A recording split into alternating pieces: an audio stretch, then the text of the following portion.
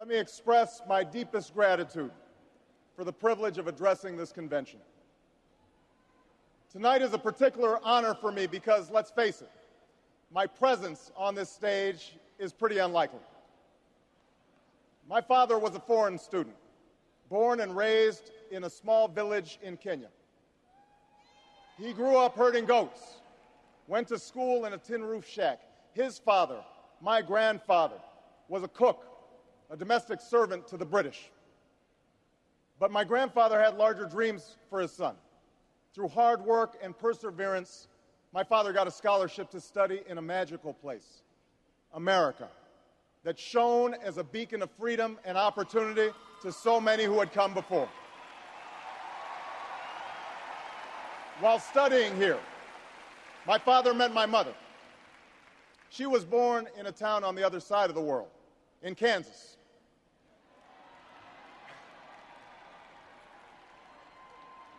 Her father worked on oil rigs and farms through most of the Depression. The day after Pearl Harbor, my grandfather signed up for duty, joined Patton's army, marched across Europe. Back home, my grandmother raised a baby and went to work on a bomber assembly line. After the war, they studied on the GI Bill, bought a house through FHA, and later moved west, all the way to Hawaii in search of opportunity. And they, too, had big dreams for their daughter. A common dream born of two continents. My parents shared not only an improbable love, they shared an abiding faith in the possibilities of this nation. They would give me an African name, Barack, or Blessed, believing that in a tolerant America, your name is no barrier to success. They imagined me going to the best schools in the land, even though they weren't rich, because in a generous America, you don't have to be rich to achieve your potential. They're both passed away now. And yet I know that on this night, they look down on me with great pride. They stand here, and I stand here today, grateful for the diversity of my heritage, aware that my parents' dreams live on in my two precious daughters. I stand here knowing that my story is part of the larger American story, that I owe a debt to all of those who came before me, and that in no other country on earth is my story even possible.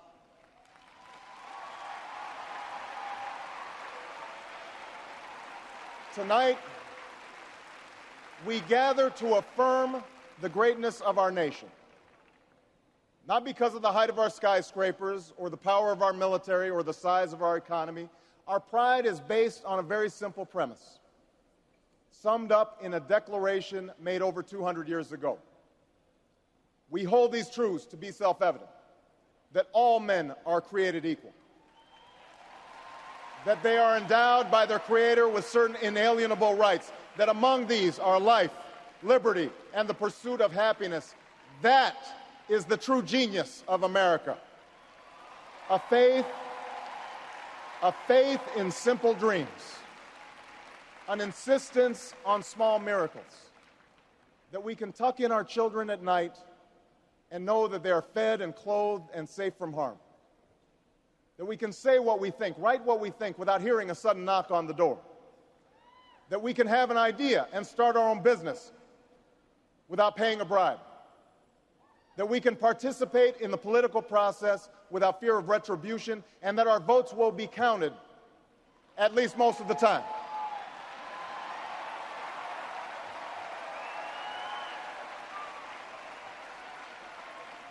This year, in this election, we are called to reaffirm our values and our commitments, to hold them against a hard reality, and see how we're measuring up to the legacy of our forebears and the promise of future generations.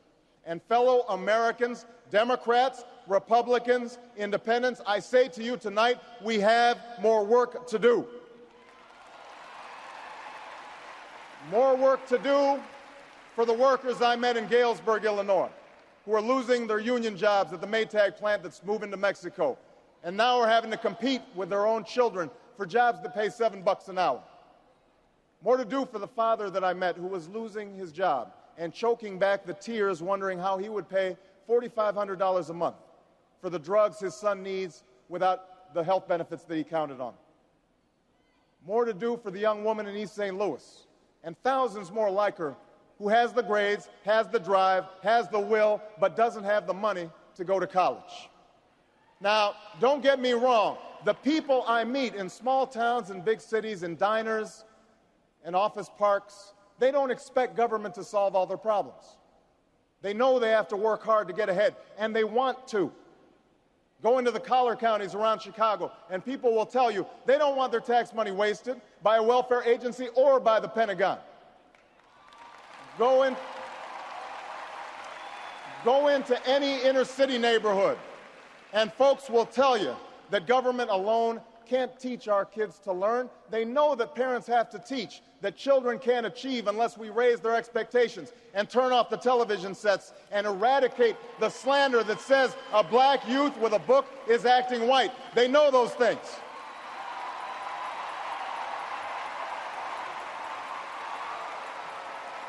People don't expect government to solve all their problems. But they sense deep in their bones that with just a slight change in priorities, we can make sure that every child in America has a decent shot at life, and that the doors of opportunity remain open to all. They know we can do better, and they want that choice. In this election, we offer that choice. Our party has chosen a man to lead us who embodies the best this country has to offer, and that man is John Kerry.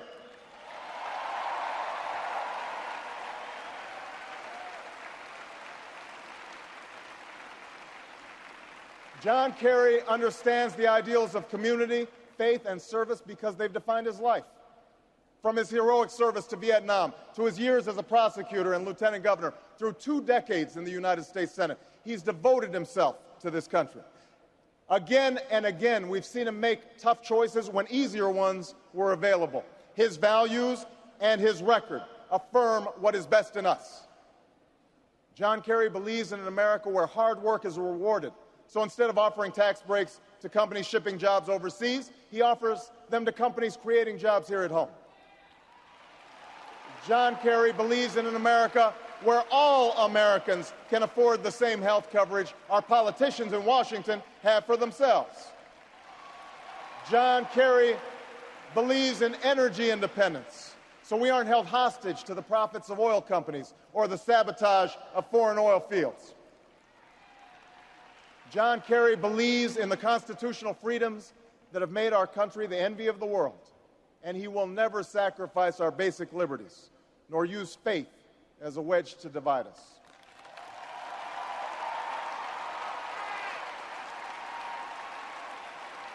And John Kerry believes that in a dangerous world, war must be an option sometimes, but it should never be the first option. You know, a while back, I met a young man named Seamus in a VFW hall in East Moline, Illinois.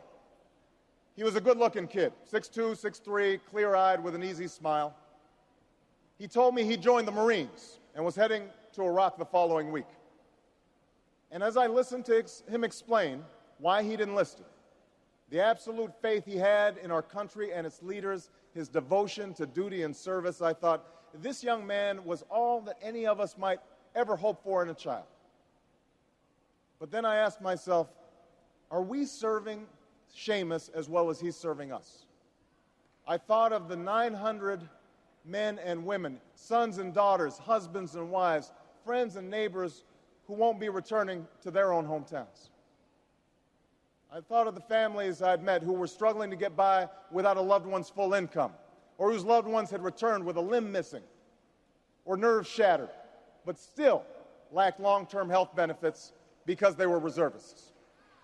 When we send our young men and women into harm's way, we have a solemn obligation not to fudge the numbers or shade the truth about why they are going, to care for their families while they're gone, to tend to the soldiers upon their return, and to never, ever go to war without enough troops to win the war, secure the peace, and earn the respect of the world.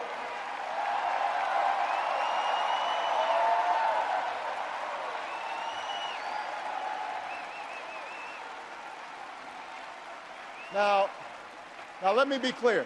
Let me be clear. We have real enemies in the world. These enemies must be found, they must be pursued, and they must be defeated. John Kerry knows this. And just as Lieutenant Kerry did not hesitate to risk his life to protect the men who served with him in Vietnam, President Kerry will not hesitate one moment to use our military might to keep America safe and secure. John Kerry believes in America.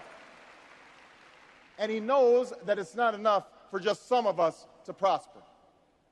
For alongside our famous individualism, there's another ingredient in the American saga, a belief that we're all connected as one people. If there's a child on the south side of Chicago who can't read, that matters to me even if it's not my child. If there's a senior citizen somewhere who can't pay for their prescription drugs and having to choose between medicine and the rent, that makes my life poorer even if it's not my grandparent.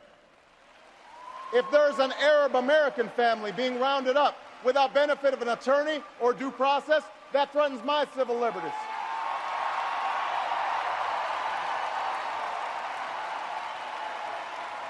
It is that fundamental belief. It is that fundamental belief, I am my brother's keeper, I am my sister's keeper, that makes this country work. It's what allows us to pursue our individual dreams and yet still come together as one American family. E pluribus unum, out of many, one. Now, even as we speak, there are those who are preparing to divide us. The spin masters, the negative ad peddlers, who embrace the politics of anything goes. Well, I say to them tonight, there is not a liberal America and a conservative America. There is the United States of America. There is not a black America and a white America and Latino America and Asian America. There's the United States of America. The pundits like to slice and dice our country into red states and blue states, red states for Republicans, blue states for Democrats. But I've got news for them, too. We worship an awesome God in the blue states, and we don't like federal agents poking around in our libraries in the red states. We coach Little League in the blue states, and yes, we've got some gay friends in the red states. There are patriots who opposed the war in Iraq, and there are patriots who supported the war in Iraq. We are one people, all of us pledging allegiance to the Stars and Stripes, all of us defending the United States of America.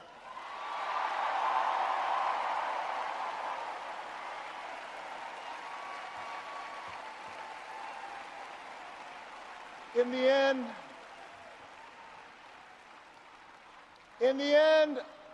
end, that's what this election is about.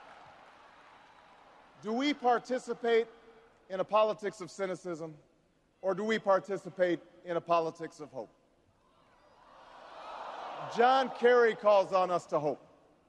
John Edwards calls on us to hope. I'm not talking about blind optimism here, the almost willful ignorance that thinks unemployment will go away if we just don't think about it, or healthcare crisis will solve itself if we just ignore it. That's not what I'm talking about. I'm talking about something more substantial. It's the hope of slaves sitting around a fire singing freedom songs. The hope of immigrants setting out for distant shores. The hope of a young naval lieutenant bravely patrolling the Mekong Delta. The hope of a mill worker's son who dares to defy the odds. The hope of a skinny kid with a funny name who believes that America has a place for him too.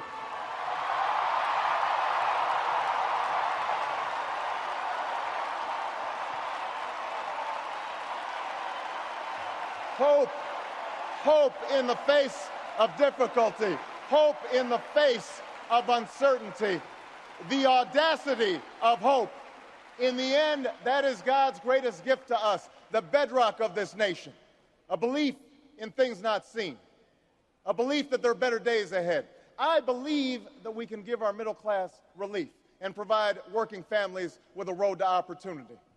I believe we can provide jobs to the jobless, homes to the homeless, and reclaim young people in cities across America from violence and despair. I believe that we have a righteous wind at our backs, and that as we stand on the crossroads of history, we can make the right choices and meet the challenges that face us. America, tonight, if you feel the same energy that I do, if you feel the same urgency that I do, if you feel the same passion that I do, if you feel the same hopefulness that I do, if we do what we must do, then I have no doubt that all across the country, from Florida to Oregon, from Washington to Maine, the people will rise up in November, and John Kerry will be sworn in as president, and John Edwards will be sworn in as vice president, and this country will reclaim its promise, and out of this long political darkness, a brighter day will come. Thank you very much, everybody. God bless you. Thank you.